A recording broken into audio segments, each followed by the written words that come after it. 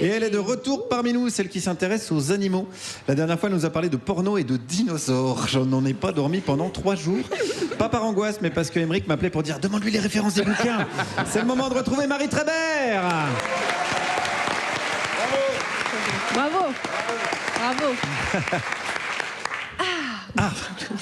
Alors, je ne sais pas si vous êtes au courant, mais nous serions sur le point de comprendre les animaux. Avec l'émergence de l'intelligence artificielle, des algorithmes pourraient enfin décoder la communication chez plusieurs espèces animales. Récemment, des avancées scientifiques sensationnelles ont été réalisées à ce sujet. En 2023, des biologistes ont réussi pour la première fois à traduire un son émis par des baleines à bosse en langage humain. Et après des années à décortiquer chant et son, un grondement particulier, un whoop, a été identifié comme signifiant « je suis là ». La prochaine étape est de créer un whoop de synthèse pour tenter de dialoguer avec les baleines et leur dire aussi qu'on est là, au cas où elles n'auraient pas compris PTDR. Les études assistées par IA ont récemment révélé que les éléphants de savane africaine et les ouistiti communs donnent des noms à leurs congénères. On sait désormais, grâce au machine learning, que les cachalots pourraient avoir un genre d'alphabet phonétique assez proche du nôtre. Et en ce moment, des études sont menées pour cartographier et comprendre les vocalisations des corbeaux. Mais est-ce qu'on a vraiment besoin de comprendre les animaux ? Vous imaginez si demain, là, on arrivait vraiment à comprendre les animaux? Si on avait une petite machine là, qui permettait de traduire ce qu'ils se disent en temps réel, ça serait super ou ça serait horrible? Imaginez votre chat qui vous regarde un soir et vous dit « Waouh !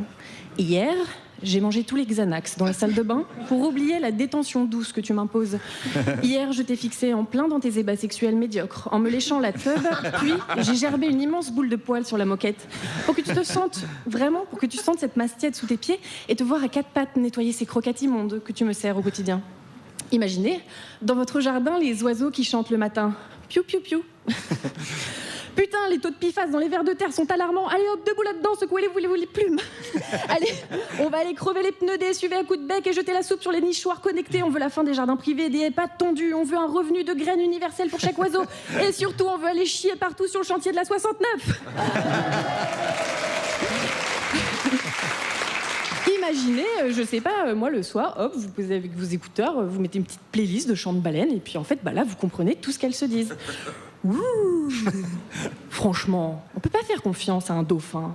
Enfin, j'ai des amis dauphins, hein, mais il faut avouer qu'ils sont assez gênants, non? Attention, je suis pas spéciste, juste, ça serait bien qu'ils restent dans leur zone marine dédiée. Ils viennent taper dans nos belles réserves de krill, ils font des grandes migrations, et il faudrait leur faire une place chez nous en plus de ça. Krill, baby, krill. Bref, qu'importe la teneur de leurs mots à ces animaux, aujourd'hui, on doit bien voir ces êtres comme des individus et porter leur voix, aussi inintelligible soit-elle. Car l'un des grands arguments de ces recherches en intelligence artificielle, c'est que comprendre le langage des animaux nous permettrait de mieux comprendre leur vie, leurs besoins, afin de renforcer leur protection et leur statut moral. Et c'est vrai en un sens. Mais il ne faut pas que cette barrière interespèce soit un prétexte pour se rendre sourd au sujet de leurs souffrances.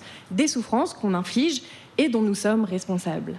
Surtout que la communication animale, elle passe pas que par le langage, mais aussi par des sons, des comportements, des mouvements, des signaux chimiques, au sujet desquels nous avons déjà beaucoup de clés de compréhension. Est-ce qu'on a vraiment besoin de traduire la voix du vivant par intelligence artificielle pour savoir que les animaux nous diraient que c'est totalement écocidaire de reprendre le chantier de la 69? Est-ce qu'on a vraiment besoin d'entendre littéralement la voix des animaux pour comprendre qu'ils souffrent de manière insupportable dans les élevages intensifs? Tendre un micro aux orques de Marineland pour les écouter nous supplier de trouver une solution?